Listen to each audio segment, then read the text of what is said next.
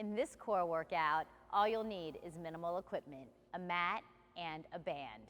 Just follow the recommended guidelines for your work and modifications based on your fitness level. Here we go. Our first exercise is a band twist. To set up for this exercise, you're going to attach your band to a fixed point. From here, if we're rotating to the left, I'm going to grab it with my left hand, my right hand will be on top. To execute this movement, our feet are going to be slightly wider than shoulder width apart. The key on this is that we're not rotating through the hips. The hips are going to stay square with the wall in front of you. The movement is coming through the upper body as we actively brace in our abs. So from here, imagine, if you will, that you're standing in the center of a clock. Your arms are pointing at your 2 o'clock, and we're going to rotate over to the 11 o'clock and then bring it back with control. So we're rotating from our 2 o'clock to our 11 and then back with control. All the while keeping the hips locked into place, posture is tall, shoulders are even. Work for the recommended amount of time and then turn around and do it on the other side. That's how you do your band twist. Our next exercise are plank taps. To execute this exercise, we're going to be in a push-up position. Hands directly underneath the shoulders, feet wider than shoulder width apart. From here, we're going to keep our spine neutral and our body closed off to the ground, and we're going to lift our hand up and touch our opposite shoulder. This exercise looks deceptively easy, but the key and the challenge here is to keep the body closed off and square with the floor, moving with controlled purpose. Work for the recommended time, and that is how you perform your plank tap. The next exercise is Superman. For this exercise, we're going to be laying face down on the ground with our arms and legs extended. From here, we want to keep our face down while we perform the exercise in order to keep our neck in a neutral position. So from here, I'm looking down, and I'm going to bring my limbs off the ground, my chest and my thighs, pause, and then bring it back down. Once again, coming up into the Superman, arms and legs off the ground, pausing at the top of the motion, keeping the gaze down, and then returning. And that is how you perform your Superman. Our next exercise is bicycle abs. For bicycle abs, we're going to be on the ground. From here, fingertips lightly behind the ears. We're going to bring one elbow to the opposite knee and then alternate the motion.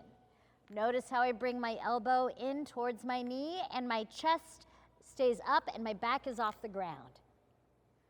Move with controlled motion and pause when your elbow is in towards your knee. Keep your gaze up, don't tuck the chin down. And those are your trainer tips on how to perform bicycle abs. Our next exercise is the band Palloff press. From here, our band is attached to a fixed point. I'm going to grab the band, and from here, my hips are going to stay locked into place. I'm actively vacuuming in my abs. I'm standing nice and tall. I'm going to extend, extend, extend, extend my arms out, keeping the body super rigid, the form super strict, and then bring the hands back in. So right in between nipple line, pushing the arms out, keeping the body square with the wall in front of me, and then bringing it back in. This one's a real burner. Make sure that you repeat on the other side as well, and that's how you do your band Palloff press. Our next exercise are ABC V-ups. To perform this exercise, we're going to be laying down on the ground, arms and legs extended. Your arms move in unison with every movement. So from here, I'm going to go A, B on the opposite leg, and then C, everything together. One more time. A, B, C. Now, modification, you can keep your head down. B, C. Another modification, you can go A, B, and then drive the knees in for your C. A, B, and C is one rep, and that's how you perform your ABC V-ups. Our next exercise is the Russian twist. From here, you're going to be seated on your behind, knees bent, heels in the floor, sitting nice and tall, leaning back. For an added challenge, you could bring your heels up off the ground. Remain looking forward. We're gonna rotate to the side, hold it, come back up the middle, and then rotate to the other side. With your hands, actively press inward to create tension within your core. Now, if you need to, you can drop your heels down and then sit a little bit more upright to make it a little more manageable. But that's how you perform your Russian twist. Our next exercise is bird dog. To execute this motion, we're going to be in a 4-point stance. Hands directly underneath our shoulders, knees directly underneath our hips, toes tucked under. Find a nice neutral spine, and then from here, we're going to extend the opposite arm and opposite leg. Notice how I'm pushing through the heel, keeping my hips level, and reaching with a strong line of energy through my fingertips with my arm. From here, we're gonna return to our starting position, set the arm down and the knee down, and then reach and repeat with the opposite side. Notice that the bicep is in alignment with my ear, and my body stays square with the floor. Repeat the motion on the alternate side. And that is how you perform bird dog. Next up is your band circle. From here, we're grabbing the band. Feet are set slightly wider than shoulder width apart. Posture is nice and tall. Arms are extended. To initiate the motion, we're just drawing little circles right in front of us, keeping the arms extended.